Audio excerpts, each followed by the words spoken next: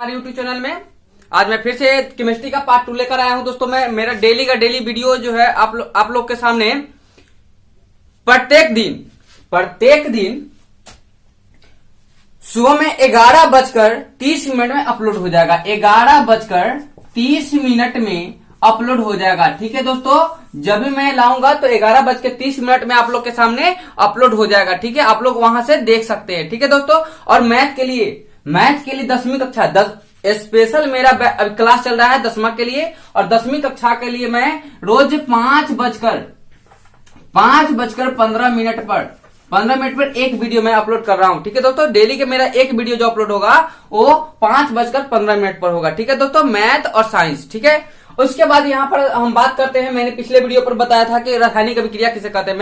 मेरा चैप्टर शुरू हो चुका था। ठीक है, रासायनिक अभिक्रिया किसे कहते हैं, तो रासायनिक अभिक्रिया किसे कहते हैं, तो इसमें बताए थे जब 2 या 2 से अधिक पदार्थ, तत्व या यौगिक, जब 2 या 2 से अधिक तत्व या यौगिक आपस में संयोग करके एक या एक से अधिक भिन्न गुण वाले पदार्थ का निर्माण करता है। जैसे देखिए, जैसे मान लीजिए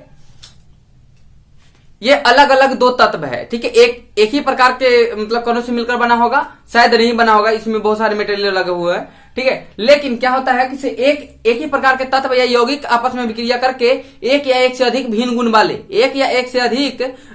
उससे भिन्न गुण वाले पदार्थ का निर्माण करता है, तो उसे क्या कहते हैं, रासायनिक अभिक्रिया कहते हैं। रासायनिक अभिक्रिया निम्नलिखित प्रकार के होते हैं। ठीक है, उसके में हम तत्व यौगिक की बात किए थे, तो तत्व क्या होता है, तो एक ही प्रकार के कणों से मिलकर बना होता है। एक ही प्रकार के कणों से मिलकर बना होता है। ठीक है, तो उसे क्या कहते हैं, तत्व कहते हैं। तत्व के सबसे सूक्ष्म कण जो होता है परमाणु होता है। क्या होता है, परमाणु होता है। इसको मैं मिटा दूं, इसको क्या कहते हैं, इसको परमाणु कहते हैं। ठीक है दोस्तों, तो इसमें तत्व के एक ही प्रकार के कणों से मिलकर बने होते हैं, उसे क्या कहते हैं, तत्व कहते हैं। तत्व के सबसे सूक्ष्म कण को क्या कहते हैं, परमाणु कहते हैं। क्या कहते हैं, परमाणु कहते हैं। परमाणु से याद आया, सभी जितने भी पृथ्वी पर तत्व है, पदार्थ है, वह जो है 5 तत्वों से मिलकर बना हुआ है। 5 तत्वों से मिलकर बना हुआ है। एवं हमारे पूर्वजों वैज्ञानिक सब बताते थे। उनका कविता था एक, क्षितिजल पावक गगन समीरा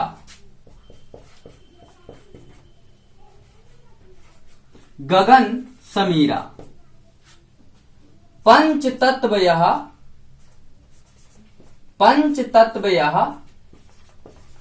अधम असीरा। ठीक है, इसी का गुणगान कर रहे थे। ठीक है, हमारे पूर्वज जो थे यही मतलब क्षितिजल पावक गगन समीरा पंच तत्व यह अधम असीरा, यही गीत गाते गाते मतलब जो है हम लोग को विज्ञान के क्षेत्र में अधिक प्रभावशाली बनाए। ठीक है दोस्तों, तो हम बात कर रहे थे परमाणु की। परमाणु जो होता है तत्व के सबसे सूक्ष्म कण होते हैं, और यौगिक के सबसे सूक्ष्म कण को क्या कहते हैं, अणु कहते हैं। क्या कहते हैं, अणु कहते हैं। ठीक है, दो अणु यौगिक में क्या होता है, एक या एक से अधिक पदार्थ, यानी कि तत्व, एक या एक से अधिक, दो या दो से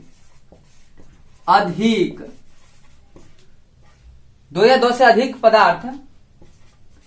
पदार्थ आपस में एक निश्चित अनुपात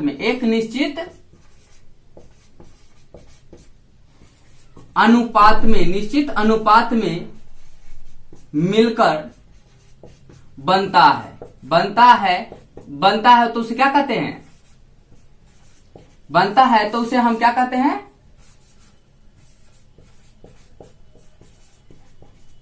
बनता है तो उसे हम यौगिक कहते हैं। क्या कहते हैं, उसे हम यौगिक कहते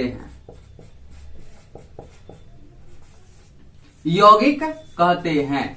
ठीक है,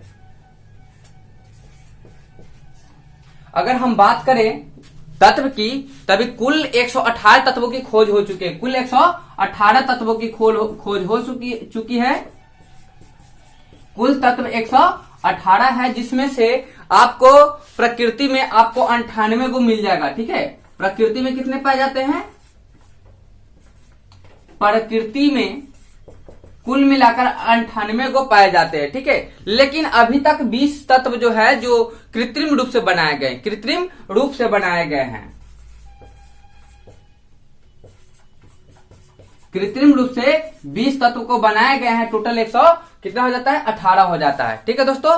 तो इसमें जो है एक टोटल तत्व जो है 118, इसमें से आपको प्रकृति में 98 तत्व मिल जाएंगे और कृत्रिम रूप से 20 तत्व को बनाया गया। अब हम बात करते हैं ऊपर रासायनिक अभिक्रिया की। किसकी? रासायनिक अभिक्रिया की बात करते हैं। तो रासायनिक अभिक्रिया की विशेषता निम्नलिखित है। इसमें पूछा जाएगा रासायनिक अभिक्रिया क्या किसे कहते हैं, इसकी क्या विशेषता है। आपको 5 नंबर के पूछे जा सकते हैं या 2 नंबर के पूछे जाएंगे तो उसका परिभाषा सिर्फ लिख दीजिए। अगर 5 नंबर के पूछा जाता है तो परिभाषा के साथ साथ उसकी विशेषता भी लिखिए, ठीक है दोस्तों।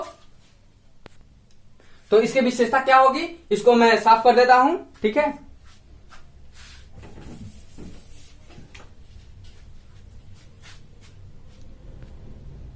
तो हम बात करते हैं दोस्तों, मेरा ये वीडियो जो बनाने का मेन ही मकसद है, मैं सभी जितने भी मेरे विद्यार्थी, मेरे जितने भी छात्र हैं और मेरे जितने भी प्यारे दोस्तों हैं, मेरे प्यारे दोस्त हैं, भाई बहन जो भी हैं, उनके लिए मैं ये वीडियो रोज अपलोड करता हूं। मेरा एक ही मकसद है, आप लोग को साइंस के क्षेत्र में आगे बढ़ाना, ठीक है दोस्तों। मैं आप लोग का एक जरिया हूं, मैं आप लोग को एक आगे ले जाने की कोशिश करूंगा, ठीक है दोस्तों। इसमें जो है यह क्लास 8, 9, 10 या 11 जो भी कंपटीशन के मतलब मेरे भाई हैं उनके लिए भी यह बहुत महत्वपूर्ण है। इसलिए आप लोग इसको देखते चलिए और इसको जो है हो सकता है तो नोट कर लीजिए। उसके बाद क्या है, हम रासायनिक अभिक्रिया की विशेषता के बारे में बात करते हैं। तो रासायनिक अभिक्रिया की विशेषताएं निम्नलिखित है। पहला नंबर में गैस की उत्पत्ति। गैस की उत्पत्ति कैसे होती है तो सबसे पहले समझ लीजिए, जैसे कोई अम्ल है, अम्ल को जब किसी धातु से जैसे मान लीजिए फेरम से अभिक्रिया कराते हैं। क्या इसको जब हम फेरम से अभिक्रिया कराएंगे, जब किसी धातु को अम्ल से अभिक्रिया कराया तो इससे हाइड्रोजन गैस निष्कासित होता है, ठीक है। तो इसमें हो जाएगा FeCl, फेरम क्लोराइड प्लस में H, ठीक है। तो यहाँ पर देखिए संतुलित नहीं है, H2 गैस निकलेगा, H2 गैस निकलेगा। यहाँ पर क्या करेंगे, 2 से गुना कर देंगे। क्या करेंगे, 2 से गुना कर देंगे। FeCl2 फेरस क्लोराइड हो जाएगा, ठीक है, फेरस क्लोराइड हो जाएगा। ये इसमें जो है गैस की उत्पत्ति होती है, ठीक है दोस्तों। उसके बाद हम बात करते हैं बहुत सारे, देखिए जब भी कोई धातु को अम्ल से अभिक्रिया कराएंगे तो उससे हाइड्रोजन गैस मुक्त होती है। ये नोट में आप लोग लिख सकते हैं, ठीक है। उसके बाद है अवस्था में परिवर्तन।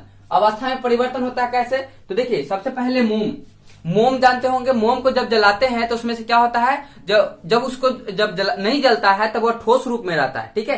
और जैसे ही उसमें जलाते हैं तो उसमें रासायनिक अभिक्रिया होती है। क्या होती है, रासायनिक अभिक्रिया होती है और उससे क्या बनता है, उष्मा बनता है। और जो अवक्षेप बन जाता है, उष्मा जो है गैस के रूप में बदल जाता है, ठीक है। वो जो अवस्था जो है गैस के रूप में और जो बच जाता है जल के रूप में नीचे जमा हो जाता है, ठीक है दोस्तों। ये अवस्था में परिवर्तन हो गया। और ताप में परिवर्तन जो होता है 2 प्रकार का होता है, ठीक है। कोई ऐसा मतलब अभिक्रिया होता है जिसमें से जब अभिक्रिया होता है तो उसका मतलब जब उस पदार्थ का जो है तापमान बढ़ जाता है, क्या होता है, बढ़ जाता है, यानी तापमान में वृद्धि होगी तो वो क्या कहलाएगी, तो ऊष्माक्षेपी अभिक्रिया कहलाएगी। क्या कहलाएगी, ऊष्माक्षेपी अभिक्रिया कहलाएगी। जैसे मान लीजिए पेड़ पौधा के कच्चे पत्ते को एक साथ लेके उसको दबा दीजिए। क्या कीजिए, उसको दबा दीजिएगा तो क्या होगा, कुछ देर बाद जो है उसमें जो है उष्मा नहीं, ऑक्सीजन नहीं बाहर निकलेगा तो उसमें से जो है कार्बन डाइऑक्साइड ये सब जो मिलकर उसको गर्म कर देगा। क्या कर देगा, उस पदार्थ को गर्म कर देगा, पत्ती को गर्म कर देगा। इसीलिए उसमें क्या हो जाएगा, उष्माक्षेपी अभिक्रिया हो जाएगी, ठीक है दोस्तों। उसके बाद है उष्माशोषी अभिक्रिया। अगर कोई अभिक्रिया है उसमें अगर तापमान में वृद्धि नहीं हो रही है और ठंडी पड़ रही है, यानी तापमान में कमी हो रही है, तो उसको हम उष्माशोषी अभिक्रिया कहेंगे, ठीक है दोस्तों। उसके बाद आ जाता है 4 नंबर में आपको जो है रंग में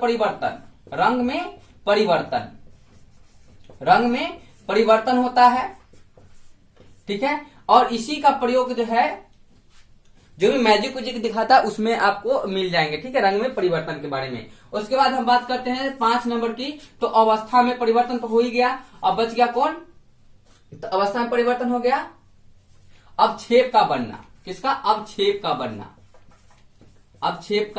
बनना।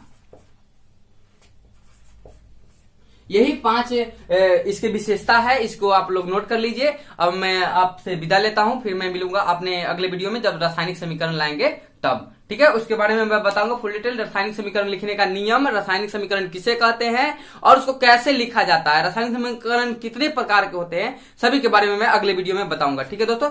धन्यवाद।